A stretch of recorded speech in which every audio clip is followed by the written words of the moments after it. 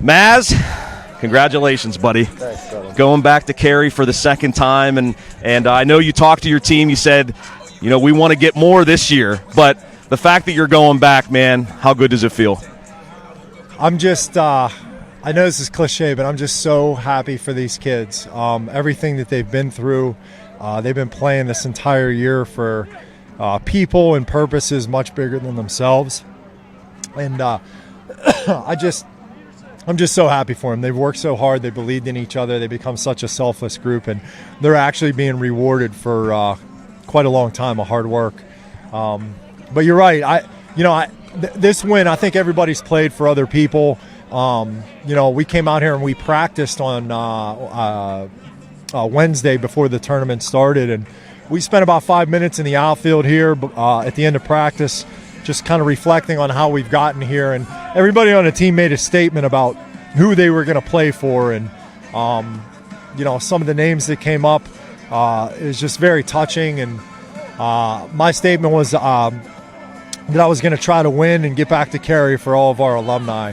And all of our players know that this foundation's been laid by so many other guys before them. The expectation to play for a World Series is there every year, and I'm just so happy that these guys were able to kind of fulfill the tradition that's been set by all of our alumni that have been supporting us all year. Well, the alumni has been on you about getting back to Cary. They said if you guys go, they will come, so we expect to see a lot in North Carolina, don't we? Yeah, there's going to be a lot of missed work next week. Maz will write out the excuses. Yeah, I'll write some excuses. I'm sure hotel rooms are being booked already, but what a great win for our team this year, and for our program and for Seton Hill. It's just absolutely fantastic. And, Maz, I know anything can happen in the sport of baseball, and I know things went wrong in the PSAC Championship Series, but when you look back at it, it can't be a huge surprise to see where your team is right now. Considering everything that you guys battled through, you had to know that you were certainly going to put up a fight and have a great opportunity to win a championship.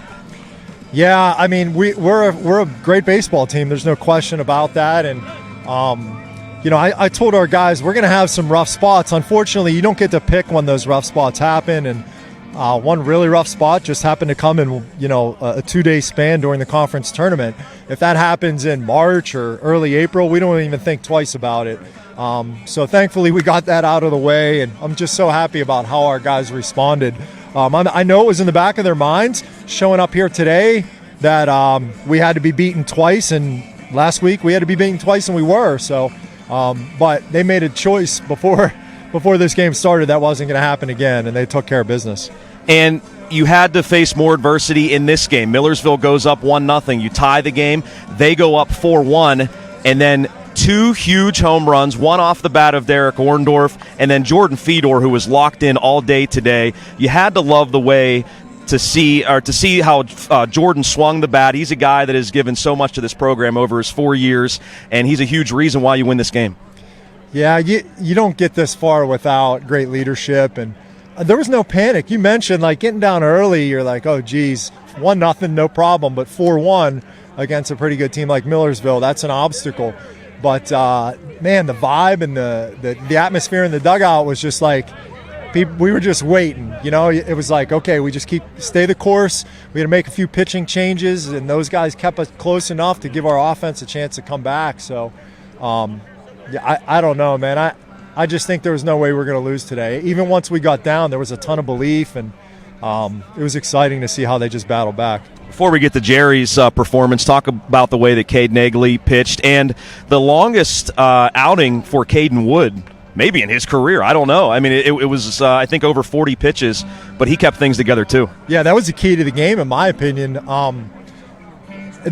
because he had some massive shutdown innings, after we scored some runs there to kind of help us get the momentum. And he just pitched 2 days ago. Gutsy, man, really gutsy. But he's another guy that, I think people feed off him. We kind of had a plan that, it'd be great if we could finish the game with Jared Kolar, because who doesn't want to play behind him, right? Just so much confidence in that guy.